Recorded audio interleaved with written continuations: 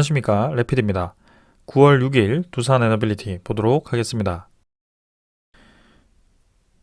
증시 먼저 보겠습니다. 코스피 0.26% 상승했고요. 코삭은 1.04% 상승했습니다.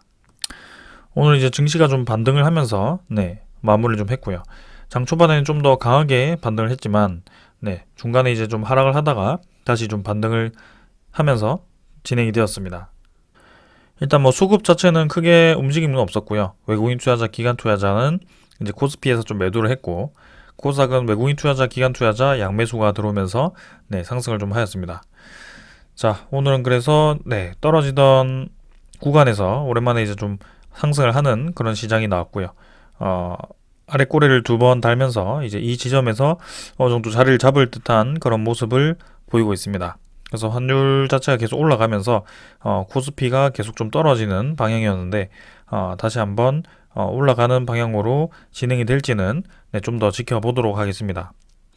그래서 2400선은 지금 지켜주면서 진행이 되는 것 같고요. 저점 라인이 이제 2300선 그 아래이기 때문에 그까지 이제 주가가 다시 떨어지기는 사실 쉽지는 않거든요. 그래서 이전에 좀 주가가 한참 하락을 하던 그런 올라갔다가 떨어졌다가 반복을 하는 그런 패턴이 지금은 조금은 위쪽에서 저점을 높여가면서 진행이 될 가능성이 충분히 있다. 이렇게 좀 말씀을 드리고 싶고요. 환율이 이제 급등을 하고 있긴 합니다만 이미 이런 정도의 이 환율이 충분히 나올 수도 있었습니다. 그래서 그런 금리 인상에 대해서 급격한 금리 인상에 대해서 시장은 이미 반응을 했었고 거기에 대해서 그런 시나리오들을 그리고 있었을 겁니다. 그래서 지금 이 상황이 굉장히 이제 대응하기 어려운 그런 갑작스러운 상황이라기보다는 계속해서 예상이 되던 그런 상황이었기 때문에 지금 주가도 급격하게 떨어지지 않고 지금 어느 정도 이제 자리를 잡으려고 하는 것이고요. 여전히 이제 하락 추세에 있기 때문에 아직까지는 안심하기는 이르지만 그래도 확실히 이전의 그런 하락 패턴과는 조금 다른 움직임이 나오고 있습니다.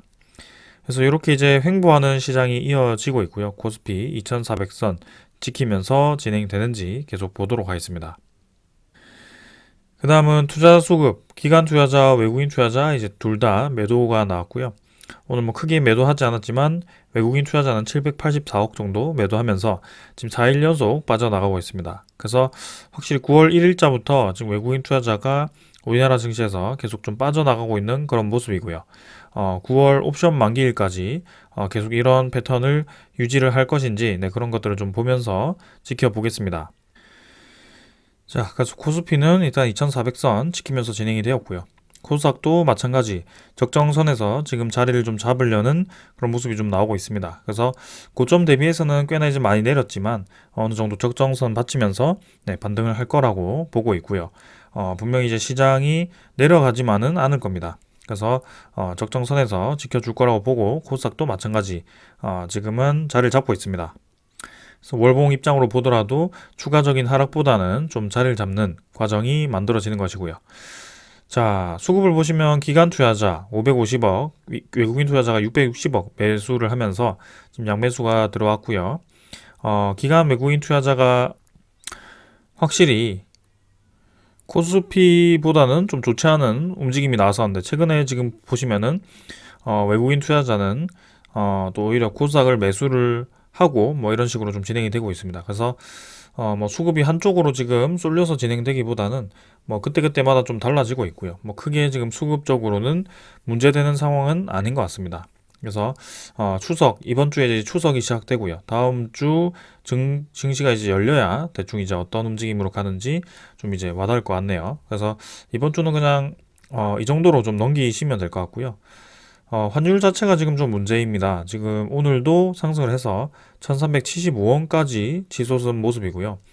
원달러 환율이 좀 계속해서 좀 올라가는 모습을 보이고 있습니다. 그래서 이런 추세 라인까지도 벗어나는 그런 상승이 나왔고 아무리 이제 원달러 강세가 나온다고 하더라도 지금 타국의 그런 달러 강세보다 좀 강하게 지금 환율이 좀 올라가고 있습니다. 그래서 원화에 대한 그런 가치가 상당히 많이 떨어진 것이 아닌가라는 생각이 들 정도로 지금 이제 달러를 비롯해서 지금 다른 환율도 좀 많이 올라가고 있습니다. 그래서 기준금리가 좀 굉장히 보수적으로 0.25% 이런 식으로 좀 올라가고 있긴 합니다만, 어, 이렇게 환율이 좀 계속해서 올라가게 된다면 분명히 정부 차원에서 시장 차원에서 좀 조치가 필요할 거라고 보고 있습니다. 그래서 언제까지 이렇게 환율이 올라갈 것인지, 네, 그렇게 방관을 하고 있을 것인지는 잘 모르겠지만 확실히 지금은 대응이 좀 필요한 상황입니다. 자, 그래서 일단 1375원까지 치고 나왔음에도 불구하고 증시는 패닉 상태로 빠지진 않았다는 점. 그래서 아직까지는 네, 시장이 버틸만 하다 이렇게 보여지지만, 만약에 이제 심리적인 저항선은 이런 라인까지 치고 나간다면 어떤 움직임을 보일지는 네, 좀 봐야 될 것 같습니다. 그래서 그런 상황이 나오지 않도록 하는 것이 좋을 것 같고요. 자, 그 다음에 이제 지수 선물입니다. 지수 선물은 미국 증시, 뭐 유럽 증시 다 반등을 좀 하고 있습니다. 그래서 하락세를 끝내고 다시 한번 반등세가 나올 것인지 좀 봐야 될 것 같고, 그 다음에 지금 원달러 시장도 계속 진행이 되고 있지만 1377원으로 계속 올라가고 있습니다. 그래서 내일은 또 1380원까지도 치고 나갈 수 있지 않을까, 네, 그런 생각이고요. 끝도 없이 지금 올라가고 있죠. 그래서 저 원달러가 좀 우려가 되는 상황에서 일단은 네, 차분히 한번 지켜보도록 하겠습니다. 분명히 이제 끝까지 올해 연말까지 계속 올라가지는 않을 겁니다. 그래서 어느 정도 자리를 잡고 좀 떨어지는 구간이 있을 것이고, 거기에 대한 시장에 대한 대응도 분명히 나올 것이기 때문에 거기에 좀 촉각을 두고 지켜보도록 하겠습니다. 자, 그 다음은 이제 미국 10년물 국채금리입니다. 지금 3.25%로 또 이제 올라가고 있죠. 그래서 미국 10년물 국채금리도 올라가기 시작하면서 이제는 전고점을 돌파를 해버렸습니다. 그래서 2000 중반대에 넘었던 구간을 지금 이제 넘어섰고요. 국채금리도 거의 10 몇 년 만에 사상 최고치를 찍으면서 지금 계속 올라가고 있는 상황입니다. 자, 그래서 굉장히 지금 시장 상황이 비이상적이거든요. 비정상입니다. 그래서 이렇게 이제 금리를 급하게 올리는 것도, 그리고 환율이 이렇게 급등을 하는 것도, 그리고 코로나로 인해서 금리를 굉장히 급격하게 내렸던 것도, 이런 상황들이 모두 이전에 없었던 그런 시장이었기 때문에 굉장히 좀 어려운 상황이 지속되고 있습니다. 그래서 일단 그 시장에 흔들리면서 계속 뭐 돈을 넣었다 뺐다 하기보다는 일단 좀 자리를 잡고 지켜보는 상황이라면 차분히 좀 대응을 하는 게 저는 좋을 것 같다라고 생각하고 있고요. 분명히 이제 환율이 올라가고 나서 급격하게 떨어지는 구간이 있습니다. 이때까지 그래 왔고요. 그래서 환율이 좀 많이 올랐을 때는 그 뒤에는 고점에 달했을 때는 상당히 이제 빠르게 떨어지는 경향이 있기 때문에, 지금도 계속 쉬지 않고 올라왔기 때문에 분명히 떨어지는 구간이 다가올 것이다. 네, 그렇게 좀 이해를 하시면 될 것 같습니다. 그래서 뭐 추가적인 더 상승이 나올 수도 있지만, 이제는 올라가는 구간보다 내려가는 구간이 더 확률이 높다라는 것을 명심을 좀 하시고 거기에 맞게 투자를 하시면 될 것 같습니다.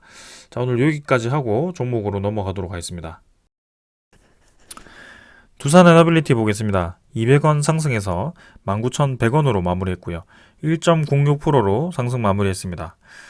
자, 오늘은 뭐 코스피 증시 그대로 네, 진행이 된 것 같고요. 큰 움직임 없이 네, 거래를 마무리를 했습니다. 그래서 19,000원 지키면서 마무리를 했고요. 어제는 이제 19,000원 좀 깨졌지만 오늘은 좀 반등을 시키면서 마무리했습니다. 하지만 뭐 크게 의미는 없었던 것 같고요. 시간의 거래도 뭐 크게 많지 않았고, 뭐 19,200원 정도, 100원 정도 추가 상승했지만 네, 크게 지금은 의미가 없습니다. 일단 거래량 자체도 어제 대비해서 지금 반 정도로, 절반 정도로 줄었고요.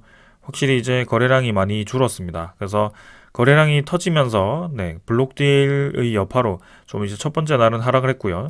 그 뒤에도 이제 계속해서 그런 물량이 좀 출회를 했고, 그 다음에 증시 상황까지도 좋지 않으면서 네, 추가적인 하락이 있었습니다.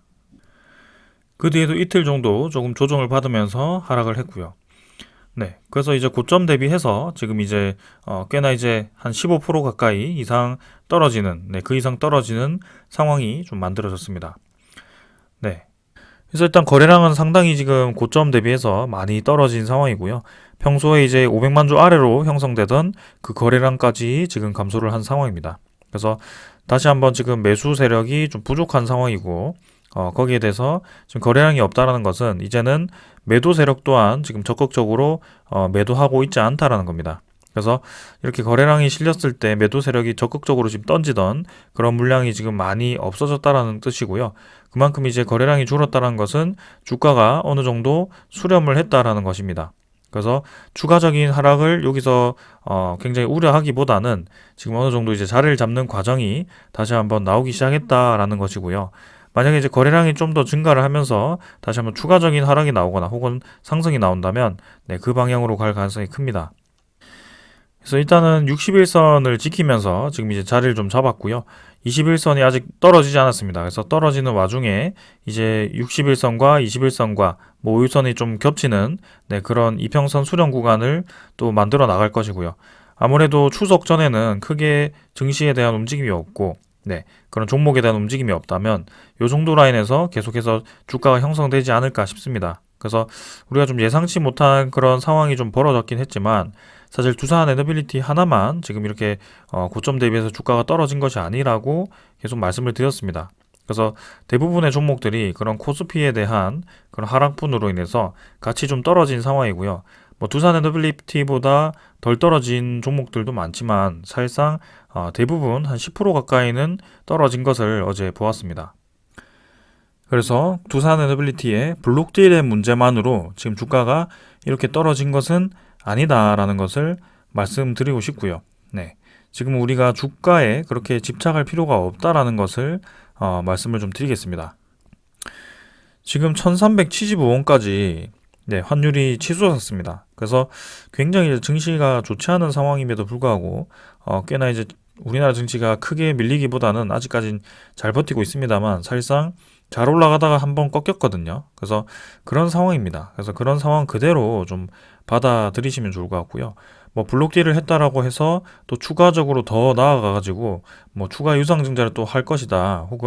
뭐 혹은 뭐 더 나아가가지고 뭐였죠? 그 인적 분할을 또 할 것이다. 물적 분할인가요? 네, 물적 분할을 할 것이다.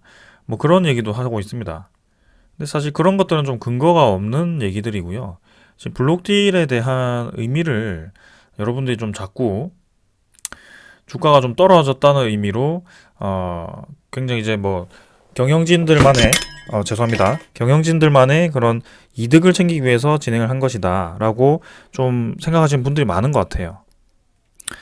근데 그 블록딜을 한 이유는 명확했죠, 사실.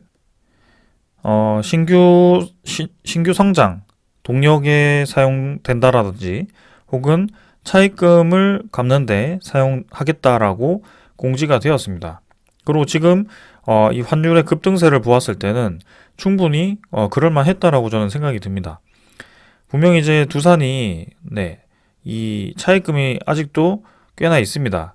그런 상태에서 두산 테스나라는 것을 지금 매입을 합병을 했죠. 합병이 아니고 이제 인수를 했죠. 그래서 두산 테스나라는 이제 반도체 검사 기업을 인수를 하면서 거기에 대한 한 3천억 정도가 지금 네, 빚입니다. 그래서 거기에 대해서 지금 두산 자체가 BBB 등급이기 때문에 최근에 이제 금리가 급격하게 올라가면서 이 차입금에 대한 이자가 상당히 올라갔습니다. 그래서 그런 것을 미리 대비하고자 이 블록딜을 실시를 했을 거라고 보고 있고요. 그러면 우리가 생각할 수 있는 것이 왜 두산 자체에도 자사주가 한 18%인가요?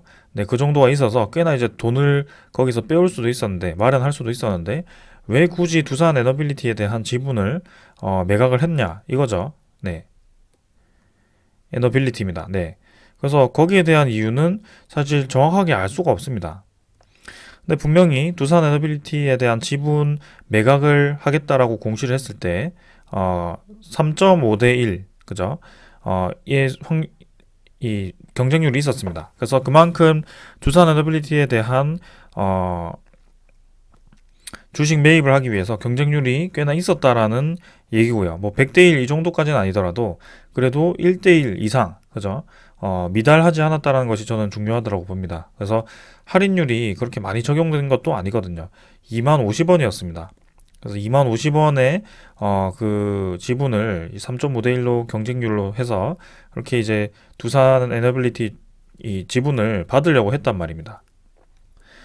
그래서 아마 회사 입장에서도 분명히 자사주를 매각하지 않더라도 두산 에너빌리티를 지분을 얻기 위해 좀 있었던 그 수요가 미리 있었던 게 아닌가. 그래서 거기에 대해서 이제 매각을 검토를 하게 되었고, 그죠? 그렇게 진행된 것이 아닌가 뭐 그런 생각도 해봅니다. 그래서 이 모든 것들이 이 블록딜이 성사되기 위해서는 두산 에너빌리티를 좋게 보고 그런 투자자들에 대한 수요가 있었기 때문에 진행된 것이라고 좀 이해를 하시면 좋을 것 같습니다.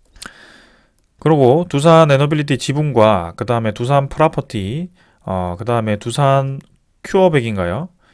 그런 큐백스죠. 큐백스를 다 매각을 해가지고 지금 두산 지주사가 현금 확보를 이제 상당히 많이 하게 됩니다. 그래서 앞으로 이제 다가올 수 있는 그런 유동성 위기가 이제 금리 인상이 뭐 계속 진행되면서 이자율이 계속 올라간다라고 했을 때 거기에 대해서 충분히 대응이 가능하다라고 이해를 하시면 될 것 같고요.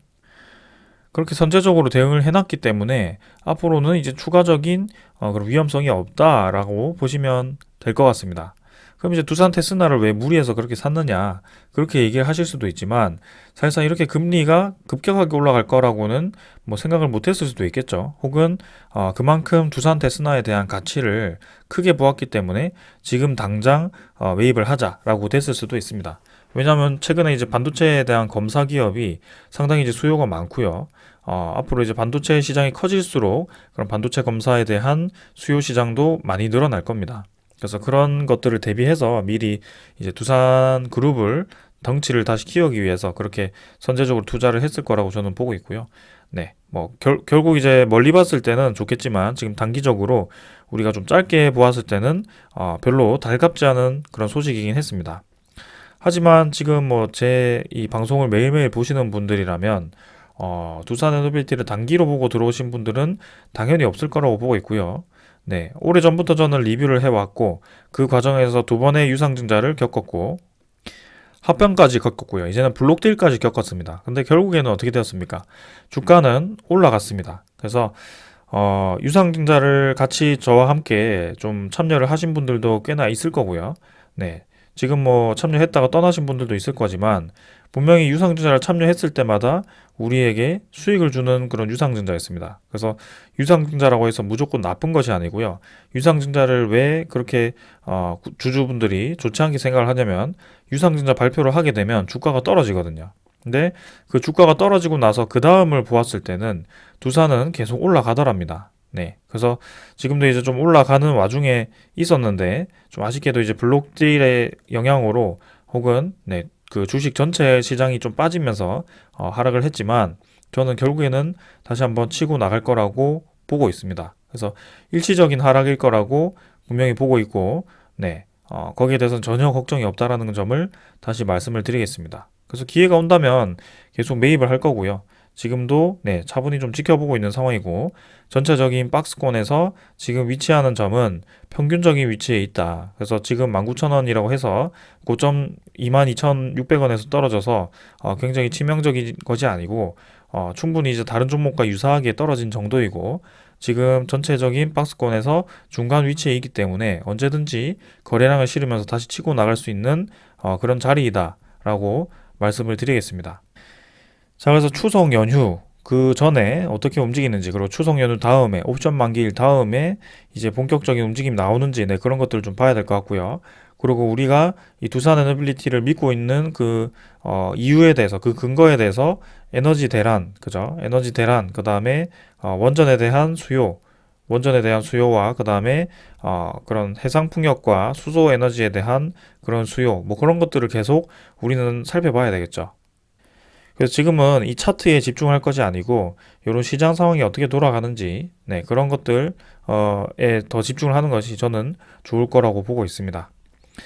자, 그래서 일단 계속 하던 대로 가보자라고 말씀을 드리는 거고 더 나아가서 생각할 필요는 없습니다. 그래서 월봉도 지금 이제 음봉이 나왔지만 20월봉선과 이제 거의 수렴을 한 단계고요. 사실상 이런 깃발 모양의 수렴 구간이 나왔을 때는 분명히 거래량이 한번 터지면서 올라가는 시기가 나와야 되는 것이 맞습니다. 네, 그래서 그런 시기가 좀 임박했다라고 저는 분석을 하고 있었고 지금도 언제든지 그런 상황이 나올 거라고 보고 있습니다. 그래서 일단은 네, 차분히 보고 있는 상황이고요. 네. 자, 그래서 차트는 이 정도로 보고 네, 수급으로 보시면 자, 기간이 14만 5천 주 매수를 했고요. 외국인 투자자는 9,090만 주 매도를 했습니다. 그래서 외국인 투자자가 또 계속해서 매도를 크게 이어가는 모습이고요. 최근에 이제 매수 세력이 부족한 상황인데 그동안 이제 좀 적극적으로 매수하던 그 외국인 투자자가 지금 9월 달 들어서는 굉장히 크게 블록딜 이후로는 계속 크게 빠져나가고 있는 모습입니다. 그래서 분명히 이해관계가 있는 걸로 보여지고 그 이해관계가 끝날 때까지는 천천히 좀 우리도 접근을 하는 그런 접근을 해야 될 것 같습니다. 그리고 기관 투자자도 지금 뭐 이틀 연속 좀 매수가 들어왔고요. 외국인 투자자는 뭐 계속 팔지만 그래도 기관 투자자는 적정선에서 매도를 끝내고 다시 매수를 이어가는 모습입니다. 투신도 이제 어제 하루 매도 끝내고 매수로 전환을 했고요. 연기금 투자자는 뭐 샀다 팔았다 하고 있지만 전체적인 수량은 매수로 계속 접근이 되고 있습니다. 그래서 크게 우리가 우려할 만큼 지금 빠지고 있는 세력은 없어 보이고요. 외국인 투자자가 좀 많이 빠져나가고 있지만 전체적인 들어왔던 물량이 많았기 때문에 거기에 대한 차익 물량 이 빠져나가고 있다. 이렇게 좀 보겠습니다. 그래서 그 블록딜 물량을 누가 받았고 그 블록딜 물량으로 어떤 거래를 하고 있고 여기에 대해서는 우리가 뭐 정확하게 알 수 없기 때문에 일단은 있는 그대로 받아들이자라고 말씀을 드리는 거고 거기에 대해서 이제 공매도 잔고를 좀 보면서 같이 엮어서 말씀을 드리면 일단 8월 31일까지 블록딜이 진행될 때까지는 공매도 잔고가 감소를 했던 것은 사실입니다. 그래서 710만 주까지 1650만 주 피크를 찍고 710만 주까지 거의 940만 주가 공매도 잔고가 계속 꾸준히 감소를 해 왔었고요. 근데 그 다음 날부터 9월 1일, 9월 2일 해가지고 지금 또 공매도 잔고가 급격하게 또 증가를 하고 있습니다. 그래서 그 블록딜 거래가 끝나고 나서 다시 한번 공매도가 늘어나는 모습이고 그 공매도가 늘어나는 구간에는 외국인 투자자가 지금 매도를 적극적으로 하고 있고 이전에 공매도가 상환되는 구간에서는 외국인 투자자가 매수를 적극적으로 했습니다. 그래서 이 외국인 투자자와 공매도와 두산 에너빌리티에 대한 관계가 상당히 밀접하게 관련이 있다라는 것을 다시 한번 볼 수 있었던 것이고요. 블록딜 그 메인 물량으로 또 이제 공매도 상환을 시키고 그 물량을 매도하는 중에 차익 실현을 하는 중에 또 공매도 잔고를 늘려가는 그런 모습이 또 나오고 있습니다. 자, 그래서 일단 공매도 1거래량은 331만 주 정도로 또 이제 들었긴 했습니다. 그래서 추가적인 공매도 잔고가 뭐 더 급격하게 늘어날지는 좀 더 이 데이터를 봐야 될 것 같고요. 확실히 지금 어떤 의도를 가지고 움직이고 있는 것은 사실인 것 같습니다. 그래서 천천히 한번 그 의도를 뭐 파악하려고 하기보다는 지금 흐름 그대로 좀 지켜보도록 하겠습니다. 자, 신용으로 보시면은 융자 먼저 보겠습니다. 최근에 융자가 좀 특이하게 계속 상환이 이루어지고 있습니다. 지금 굉장히 크게 이루어지고 있고요. 810만 주, 880만 주까지 신용 융자가 늘어났다가 지금 630만 주까지 감소를 한 상황입니다. 그래서 신용 거래가 지금 굉장히 상환이 많이 되고 있고 신규로는 크게 없습니다. 아직까지 이제 투자 주의 종목이 지정되고 나서 5일 동안 이제 거래 정지가 된다라고 했을 때 지금 이제 하나, 둘, 셋, 넷, 다섯 요때였고요. 그리고 이틀 뒤에 이제 그때 투자 주의가 다시 한번 떴었죠. 그래서 그러면 이제 오늘까지 신용 거래 정지가 되는 것이 맞았겠습니다. 근데 사실상 개인 투자자들이 이제 신용 거래가 지금 가능한 것으로 좀 나오던데 일단은 규정상으로는 이제 내일부터 신용 거래가 가능한 것으로 그렇게 좀 보여지긴 합니다. 그래서 내일 이제 거래가 활발하게 이루어질 텐데 그때 이제 어떤 움직임을 보이는지 그런 것들을 좀 봐야 될 것 같고요. 확실히 좀 많이 줄어들긴 했습니다. 그 다음에 대차 잔고로 보시면은 오늘도 이제 체결이 좀 많았고 39만 주, 상환은 12만 9천 주에서 체결이 20만 주 정도 많았습니다. 그래서 대차 잔고 2,869만 주, 어제보다 한 25만 주 정도 증가를 했지만 뭐 크게 많지 않았고요. 뭐 그 상태 유지를 하고 있습니다. 크게 늘어나지 않은 채로. 공매도 잔고는 지금 좀 급격하게 늘고 있는데 일단 거기에 대해서 대차 잔고는 차분히 움직이는 모습. 그래서 일단 이것도 좀 더 시간을 두고 지켜보는 것이 좋을 것 같고요. 그다음 외국인 추정 물량이 이제 마이너스 91만 주에서 마이너스 75만 주까지 좀 이제 플러스로 되었습니다. 하지만 뭐 여전히 이제 외국인 투자자가 연일 많이 매도를 하고 있는 상황이고요. 외국인 보율은 12.32%로 지금 많이 감소를 했습니다. 그래서 이 외국인 투자자에 대한 매도는 대부분 이제 모관서울, 최근에 모관서울에서 계속 쏟아지고 있는 상황이고요. 이 모관서울과 JP모간이 그 MSCI 리밸런싱 8월 31일까지 계속 매수를 지속해왔고 마지막 날 블록딜을 하면서 이 모관서울이 대량으로 매도를 시작했고요. 그때부터 9월 1일, 9월 2일 이런 식으로 해서 계속 매도를 쏟아내고 있습니다. 그래서 최근 5일 동안의 거래를 보시더라도 모관서울이 370만 주 정도 매도를 하면서 상당히 이제 크게 매도를 했고요. 분명히 지금 블록딜에 대한 물량, 그 다음에 공매도 이렇게 모관서울이 좀 많이 연결이 되어 있을 거라고 좀 보고 있습니다. 일단은 그 물량이 이제 점점 줄어들고 있기 때문에 네, 크게 지금은 추가로 더 나올 만한 물량은 이제는 좀 없지 않을까라는 생각이고 며칠 더 나오더라도 네, 이점처럼 좀 공격적으로 나올 것 같지는 않습니다. 그래서 지금 확실히 거래량도 많이 감소를 했고요. 다시 한번 그런 물량이 다 끝나고 매도 물량이 다 끝나고 자리를 잡는 과정을 만들면서 반등을 시키는 그 날을 좀 기다리면 될 것 같습니다. 자, 그러면 이렇게 떨어졌을 때 다시 한번 반등을 할 수 있는 그런 소스가 있느냐? 네, 그렇게 좀 바라보았을 때는 분명히 소스가 있습니다. 근데 지금은 좋은 소스도 있지만 한 가지 굉장히 좀 우려스러운 소스도 하나 있습니다. 거기에 대해서 어제도 좀 언급을 드렸는데, 자, 자포리자 원전이 계속해서 포격이 이루어지면서 어제도 말씀드린 것처럼 네, 전력선이 지금 마지막 전력선이 단절이 되면서 일시적으로 전력이 끊겼다라고 합니다. 그러면서 예비 전력이 붙어가지고 지금 그 수소 폭발을 막았는데요. 지금 전력선이 이제 예비 전력선까지 끊기는 경우에는 네, 그게 온도가 올라가면서 냉각 장치가 멈추면서 수소 폭발할 가능성이 굉장히 큽니다. 그러면 이제 대형 원전 사고가 일어나는 것이고요.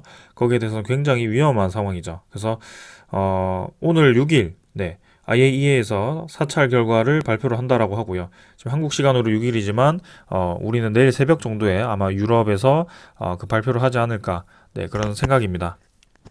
그래서 분명히 지금 좋은 상황은 아닌 것 같고요. 네, 여기에 대해서 이제 러시아와 우크라이나가 적절히 좀 이제 자포리자 비무장 상태로 좀 진행을 해야 될 것 같고, 지금 자칫하면은 큰 사고가 일어날 수 있기 때문에, 전 세계적으로 지금 원전에 대한 수요가 늘어나는 상황에서 이런 사고가 터진다면, 굉장히 좋지 않은 방향으로 갈 가능성이 큽니다. 그래서 좀 이런 상황에 대해서 계속 주시를 하도록 하겠습니다.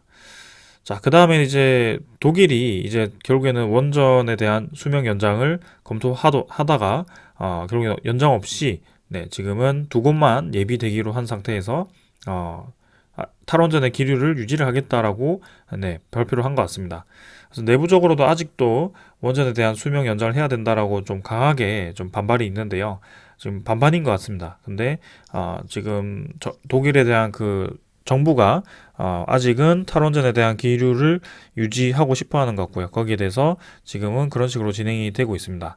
근데 만약에라도 이제 그런 탈원전에 대한 기류가 유지되면서 좀 내부적으로 에너지 대란이 일어난다면 분명히 이제 거기에 대해서 책임을 져야 될 것 같고요. 거기에 대해서 내부적으로도 상당히 이제 갈등이 많이 일어날 것 같습니다. 근데 지금 상황에서는 네, 이 프랑스 쪽에서 이제 전기와 가스 교환을 하기로 또 협약을 하면서 또 대체 에너지원을 찾아가지고 지금 독일이 이렇게 아직까지는 탈원전을 유지하겠다라고 결정을 지은 것 같고요. 하지만 그만큼 지금 에너지에 대해서 수급이 타이트하다라는 것은 사실입니다. 그래서 독일이 뭐 원전에 대해서 다시 뭐 참여를 하지 않았다라고 해서 악재로 받아들이기는 어렵고요. 네, 지금은 그 상황, 그 독일에 대한 그런 탈원전, 강고한 탈원전이 지금 고민될 만큼 그만큼 상황이 좋지 않았, 이 에너지에 대한 수급이 좋지 않다라는 것을 네, 이해를 해야 됩니다. 그래서 우리는 거기에 대해서 집중을 하면 될 것 같고요. 그 다음은 이제 좋은 소식입니다. 네, 한국과 이제 네덜란드가 반도체와 원전, 수소 분야를 협력을 위해서 머리를 맞댔다라고 하고요. 네덜란드와 이제 이렇게 협력을 한다라고 합니다. 네덜란드 쪽은 이제 반도체 쪽에 ASML 기업이 상당히 많이 알려져 있고요. 삼성전자와 이런 하이닉스와 같은 그런 반도체 생산을 위해서는 이런 ASML을 판매하는 그런 장비가 필수적입니다. 그래서 그 장비 수요가 지금 전 세계적으로 높아져 가지고 네, 그런 반도체에 대한 장비 공급을 좀 원활히 하기 위해서 우리나라 정부 차원에서 지금 요청을 한 것 같고요. 그럼 반도체 쪽에서 이제 도움을 받는다면 다른 분야에서 네, 도움을 줘야겠죠, 우리가. 그 분야가 아마 원전과 수소 분야가 아닐까 싶고요.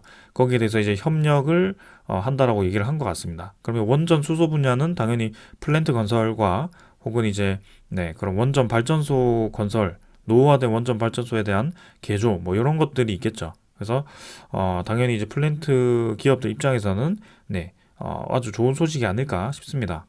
그래서 구체적인 뭐 일정에 대해서는 얘기가 없었지만 네, 충분히 이렇게 협력을 해가고 있다. 우리나라에 대해서 그런 강점을 이용해서 지금 세일즈를 하고 있다. 이게 핵심인 것 같습니다.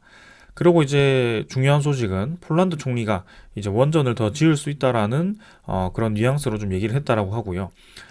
모라비에츠키 총리가 이제 기자회견에서 원전 건설이 6기를 초과할 수도 있다라고 얘기를 했다라고 합니다.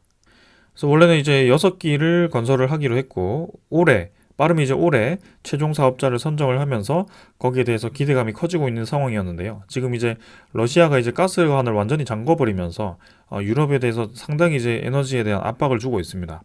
그렇기 때문에 폴란드도 지금 이제 그런 원전을 더 지어가지고 앞으로 이제 가스와 그런 석유에 대한 수요를 완전히 줄여버리겠다라는 것이고요. 아주 공격적으로 지금 투자를 하려고 하는 것 같습니다. 네, 그래서 원전에 대한 중요성을 지금 이렇게 강조를 하는 것 같고요. 6기 플러스 알파라고 한다면 당연히 이제 우리나라가 상당히 유리할 것 같고요. 프랑스, 한국, 그 다음에 미국이 이제 3파전을 벌이고 있지만 분명히 이제 제조 입장에서는 한국이 유리하고 원천 기술은 미국이 가지고 있기 때문에 한미 공동 수출과 그다음에 프랑스 EDF 정도 네, 이렇게 진행되지 않을까 싶습니다. 근데 이 총리 자체가 이제 프랑스 EDF에 대해서 상당히 이제 프랑스와의 그런 관계를 위해서 좀 이제 신경을 쓰고 있다라는 그런 뉴스가 나오면서 이 6기에 대해서 반분할해가지고 네, 각각 진입을 할 수도 있다라는 얘기가 좀 나왔는데요. 어찌됐건 간에 지금 두산 에너빌리티가 우리나라에서 원자로를 생산하는 유일한 기업이기 때문에 저런 폴란드 수주를 했을 경우 미국이 수주를 하더라도 두산 에너빌리티가 붙을 수도 있습니다. 아무튼 그런 입장에서 본다면 앞으로 저런 수주 소식은 거의 확정된 사실이다라고 보시면 될 것 같고요. 아직까지 주가가 그렇게 반응을 하지 못하고 있지만 분명히 그런 상황이 만들어질 것이다. 그래서 지금 이제 저런 뭐 자포리자와 같은 그런 원전 사고를 좀 이제 우려하고 있지만 네, 그런 사고가 일어나지 않기를 바라면서 일단 차분히 우리 가는 길을 계속하면 좋을 것 같고요. 지금 주가가 좀 내렸지만 이대로 쭉 떨어진다고 보기에는 상당히 어렵다는 점. 그래서 떨어질 대로 많이 떨어졌고요. 이제는 반등할 수 있는 자리가 만들고 있다. 네, 이렇게 좀 이해를 하시면 되겠습니다. 자, 이번 주 이제 이틀 남겼죠. 네. 수요일, 목요일이면 이제 끝납니다. 그래서 이틀 정도 끝나고 다음 주 화요일에 장이 열리게 되는데요. 이틀 동안 이제 또 어떻게 움직이는지 저는 뭐 큰 움직임이 없을 거라고 봅니다만, 네, 일단은 한 주 시장이 안정화되고 시장이 다시 안정화가 될 때까지 차분히 한번 지켜보도록 합시다. 자, 오늘 여기까지 하고 마무리하겠습니다. 감사합니다.